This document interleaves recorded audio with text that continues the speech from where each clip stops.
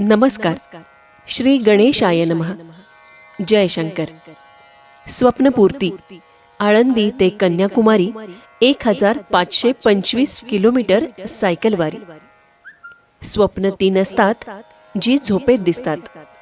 स्वप्न तर ती असतात जी आपल्याला झोपूच देत नाहीत.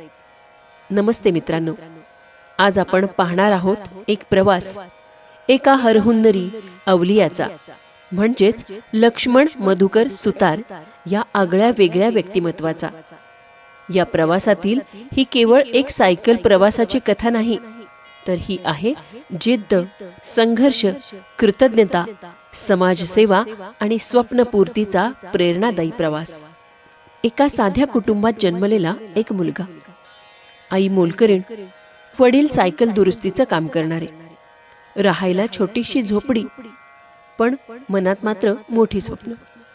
एक मुलगा आणि 2 बहिणी अशा छोट्याशा कुटुंबात वाढताना आयुष्याने अनेक चढ उतार दाखवले. कर्मवीर भाऊराव पाटील यांच्या कमवा आणि शिका या विचाराचा प्रत्यक्ष अनुभव घेत गवंडी काम, चिंचा फोडणं, हॉटेलमध्ये वेटर म्हणून काम करत शिक्षण पूर्ण केलं. साताऱ्यात ITI पूर्ण करताना अनेक छोटी मोठी कामं केली आणि 1996 मध्ये नोकरीच्या निमित्तानं पुण्यात आगमन झालं. पुण्यातील छोट्या वर्कशॉपमध्ये काम करत करत एक दिवस आयुष्याने सुंदर वळण घेतलं आणि सँडविक या बहुराष्ट्रीय कंपनीत नोकरी मिळाली. 2011 मध्ये फ्रान्समध्ये प्रशिक्षणासाठी जाण्याची संधी देखील मिळाली. झोपडीतून सुरू झालेला प्रवास आता थेट फ्रान्सपर्यंत पोहोचला होता.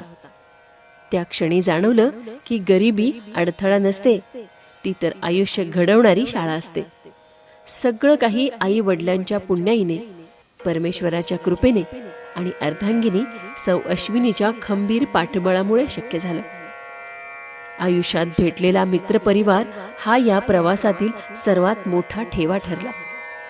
प्रसंगी स्वतःच्या घासातला घास देत प्रत्येक पावलावर सावलीसारखी साथ देणारी मित्रमंडळी हेच खरे सहप्रवासी ठरले. करोनाच्या काळात आयुष्यानं पुन्हा एक नवीन दालन उघडलं, ते म्हणजे लॉकडाऊनमध्ये वेळ घालवण्यासाठी सुरू केलेली चित्रकला हळूहळू आवड बनली. यूट्यूबवर पाहिलेल्या जादूच्या प्रयोगांनी मन वेधून घेतलं आणि मग 2021 मध्ये पहिला मॅजिक शो सादर झाला आणि एका नव्या कलाकाराचा जन्म झाला. आजपर्यंत 110हून अधिक मॅजिक शो सादर झाले. त्या शो मधील सुमारे 50% मानधन समाजकार्यासाठी समर्पित केलं जातं, याचा मनोमन आनंद आहे. अनाथ मुलं, दिव्यांग मुलं आणि वृद्धाश्रमातील ज्येष्ठांच्या चेहऱ्यावर हसू फुलवण्याचा प्रयत्न आजही अविरत सुरू आहे. 2018 पासून वृक्षारोपण आणि पर्यावरण संवर्धनाचे कार्य सुरू झाले. आजपर्यंत 35,000हून अधिक झाडं लावून त्यांचं संगोपन केलं आहे. सायकलद्वारे 15,000 किलोमीटर पेक्षा अधिक प्रवास करत पर्यावरणाचा संदेश देण्यात आला. ऑगस्ट 2025 मध्ये पर्यावरण आणि सामाजिक कार्यासाठी विशेष गौरव करण्यात आला. पण मनात एक स्वप्न मात्र 4 वर्ष सतत धगधगत होतं. ते होतं आळंदी ते कन्याकुमारी सायकलवारी करण्याचं. आयुष्यात 4 मोठ्या शस्त्रक्रिया झाल्या होत्या. गुडघ्याच्या लिगामेंटची 2 ऑपरेशन्स, पित्ताशयाची शस्त्रक्रिया आणि हर्नियाचं ऑपरेशन. त्याच काळात वडिलांचं आणि नंतर आईचंही निधन झालं. आयुष्य जणू कठोर परीक्षा घेत होतं.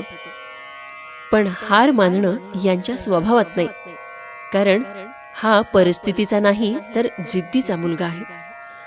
अखेर 10 नोव्हेंबर 2025चा सुवर्ण दिवस उजाडला. संत ज्ञानेश्वर महाराजांच्या समाधीचं दर्शन घेऊन वारीची सुरुवात झाली. अर्धांगिनी सौ अश्विनीनं औक्षण केलं. मुलगा अथर्वने शुभेच्छा दिल्या. मित्र प्रवीण कुमार श्रीकृष्णासारखा सारथी बनून सोबत उभा राहिला. श्री साळुंखे सरांनी या उपक्रमाला मोलाचं पाठबळ दिलं.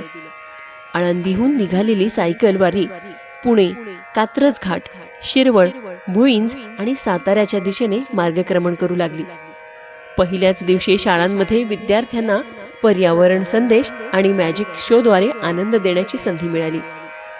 जिथे जिथे थांबले तिथे तिथे लोकांचं प्रेम आणि आशीर्वाद लाभत गेले. दुसऱ्या दिवशी कागलजवळ घडलेली घटना कायम स्मरणात राहिली.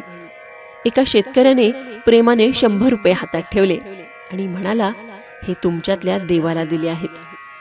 ती 100 रुपयाची नोट नव्हती, तर ती माणुसकीची अमूल्य भेट होती. पुढे कोल्हापूर, निपाणी, बेळगाव, खानापूर आणि दांडेली जंगलाचा प्रवास सुरू झाला. पक्ष्यांचा किलबिलाट, थंड वारा, घनदाट जंगल आणि निसर्गाची अथांग उधळण. गोकर्णच्या समुद्र किनाऱ्यावर महाबळेश्वराचं दर्शन घेताना मन प्रसन्न झालं. मुरुडेश्वराच्या भव्य शिवमूर्ती समोर भक्तीचा अनुभव आला. मरवंते बीचवर समुद्र आणि नदीचा अद्भुत संगम अनुभवला. उडपीपासून केरळपर्यंत प्रवेश करताच निसर्गाचं रूप आणखी खुललं. एका बाजूला समुद्र, दुसऱ्या बाजूला नारळाच्या रांगा आणि मधून धावणारी सायकल. त्या क्षणी मनात एकच प्रश्न उमटला, मला सांगा, सुख म्हणजे नक्की काय असतं? बहुतेक सायकलवर बसल्यावरच कळतं. प्रत्येक दिवशी शाळांना भेटी सुरू होत्या. पर्यावरण संदेश, जादूचे प्रयोग आणि मुलांच्या चेहऱ्यावर उमटणारे निरागस हसू हेच खरं इंधन बनलं होतं. भाषा बदलत होती, पण भावना मात्र सारख्याच होत्या. जिथे शब्द संपतात तिथे भावना बोलू लागतात. अलप्पुझाच्या बॅकवॉटरमधील हाऊसबोटचा अविस्मरणीय अनुभव, केरळचा रिमझिम पाऊस आणि निसर्गरम्य वातावरण, जटायू सेंटरची भव्यता, त्रिवेंद्रममधील पद्मनाभ स्वामी मंदिराचं दर्शन, मार्गात भेटलेले असंख्य प्रेमळ माणसं. या संपूर्ण वारीत एक गोष्ट मात्र वारंवार जाणवत राहिली.